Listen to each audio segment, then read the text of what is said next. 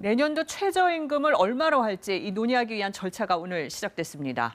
특히 윤석열 당선인은 최저임금을 업종이나 지역별로 다르게 하겠다고 공약했었는데 앞으로 이걸 얼마나 강력하게 추진할 것인지에도 관심이 쏠립니다.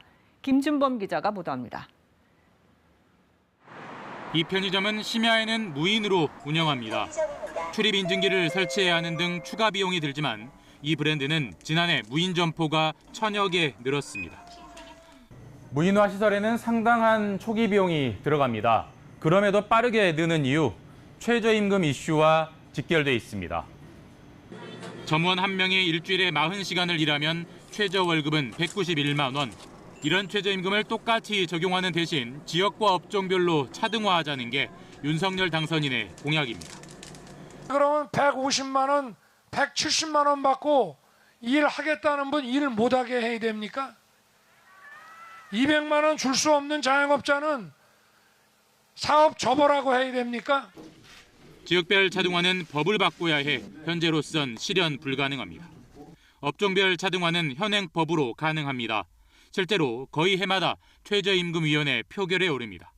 그때마다 부결됐지만 표 차이는 크지 않았습니다. 차등화를 부결했던 현 최저임금위의 임기가 내후년까지인 만큼 앞으로 2년 동안은 변화가 쉽지 않다는 분석도 있습니다. 다만 새 정부 출범 이후 위원회 구성에 변화가 생길 경우 최저임금의 업종별 차등화 가능성은 열려 있습니다. 하지만 무엇을 기준으로 최저임금에 차등을 둘지, 얼마나 차등을 허용할지 등 세부적인 쟁점이 한둘이 아닙니다. 무엇보다도 그렇게 해서 낮은 최저임금을 정해진 지역이라든가 업종의 근로자들이 그런 차별을 용인할 수 있겠느냐. 이게 이제 넘어야 될 굉장히 큰 허들이 되는 것이죠. 고용노동부는 오늘 내년도 최저임금 심의를 요청했습니다. 최저임금위는 다음 달 5일 첫 회의를 엽니다. KBS 뉴스 김준범입니다.